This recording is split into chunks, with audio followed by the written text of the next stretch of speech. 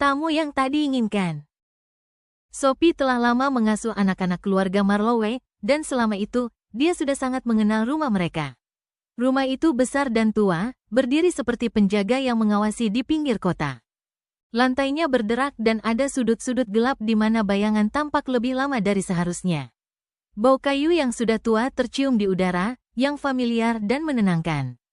Namun malam ini terasa berbeda. Sebuah badai sedang datang, angin melolong dan menggoyangkan jendela seolah-olah bumi itu sendiri tidak tenang.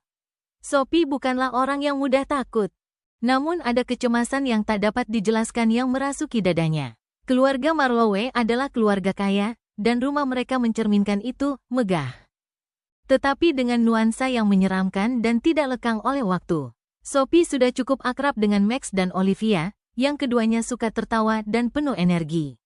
Namun malam ini, keheningan di rumah itu mengganggu. Anak-anak sudah tidur, dan Sophie yang duduk sendirian di ruang tamu mencoba mengalihkan perhatian dengan membaca majalah.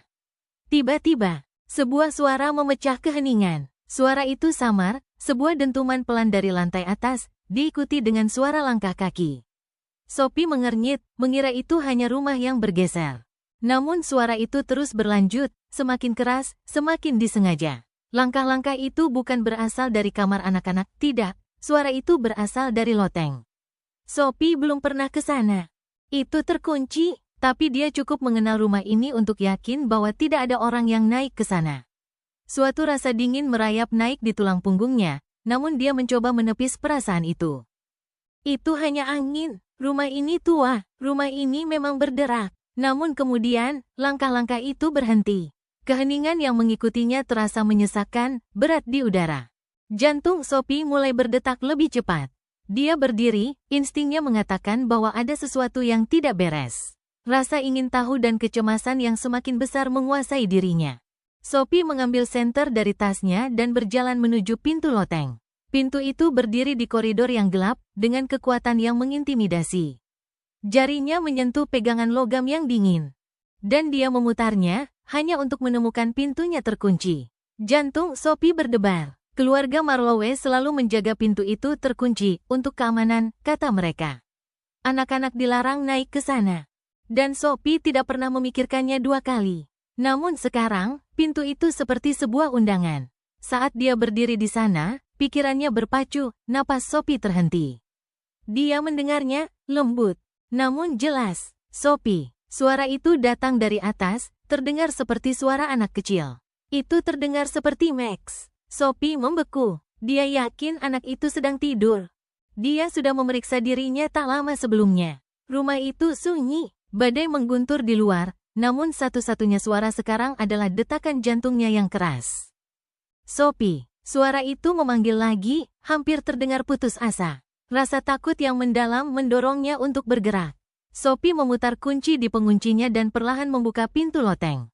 Tangga berderak saat dia menaikinya, senter di tangannya memancarkan bayangan-bayangan menyeramkan di dinding.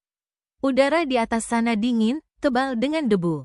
Dan ruangan itu tercium bau apek yang samar. Senter itu berkedip, memancarkan bayangan yang menari seolah-olah bergerak dengan sendirinya. Sophie menyapu ruangan dengan sinar lampu. Memindainya ke peti-peti tua, perabotan yang terlupakan, dan sarang laba-laba yang menggantung di setiap sudut. Namun tidak ada tanda Max. Bingung dan sedikit panik, Sophie berbalik untuk pergi. Namun kemudian, sesuatu yang aneh terjadi. Dia merasakannya, suatu kehadiran yang dingin, hampir nyata, di belakangnya, seolah-olah udara itu sendiri berubah. Sehembusan angin dingin menyapu lehernya, membuat tubuhnya menggigil. Dia berputar, dan senter itu jatuh pada sosok yang berdiri diam di sudut ruangan. Itu adalah seorang pria, tinggi, dengan mata cekung yang tampaknya menatap langsung ke dalam jiwanya. Pakaian yang dikenakannya kuno, robek, dan pudar, seolah-olah berasal dari masa yang berbeda.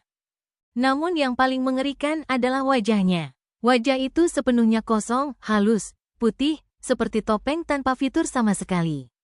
Tidak ada hidung, tidak ada mulut, tidak ada mata, hanya permukaan kosong yang sangat mengganggu. Sophie terengah dan mundur, kakinya gemetar, pikirannya berpacu. Sosok itu tidak bergerak, ia tidak berbicara, ia hanya menunjuk ke arah jendela. Mata Sophie mengikuti gerakannya yang diam. Di luar, badai semakin parah, kilat menyambar dengan keras di langit. Angin melolong lebih keras, mengguncang kaca jendela loteng. Tiba-tiba, telepon berdering, memecah keheningan seperti kaca yang pecah di malam hari. Tangan Sophie gemetar saat dia mengangkat telepon. Halo, suaranya bergetar. Sophie, semuanya baik-baik saja?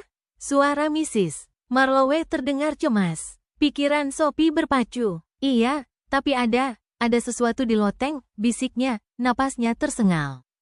Matanya tidak pernah berpaling dari tempat di mana sosok itu tadi berdiri. Suara Mrs. Marlowe pecah. Seharusnya tidak ada siapa-siapa di sana.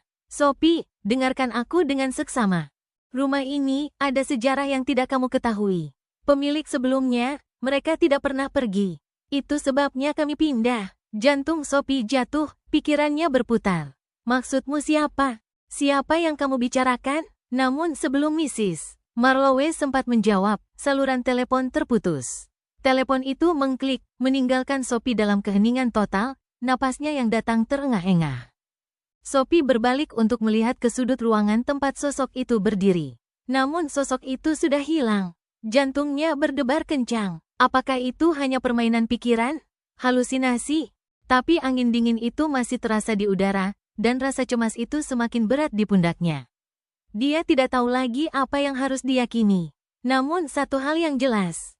Ada sesuatu yang salah dengan rumah ini, sesuatu yang tidak mau pergi. Badai mengguntur di luar, namun di dalam, di loteng yang gelap, udara itu hening dan sunyi sekali lagi. Sophie tidak berani tinggal lebih lama. Dia berlari menuruni tangga dan bergegas ke kamar anak-anak, memastikan keduanya tertidur dengan nyenyak. Saat dia duduk di sana, menatap jendela yang menampilkan badai di luar, Sophie tidak bisa menepis perasaan bahwa dia tidak sendirian, bukan di rumah itu, bukan di ruangan itu. Rumah Marlowe memiliki rahasia, dan sepertinya tamu yang tidak diinginkan di loteng adalah salah satunya. Dan tidak peduli seberapa jauh Sophie berlari, jelas rumah itu tidak akan pernah membiarkannya pergi.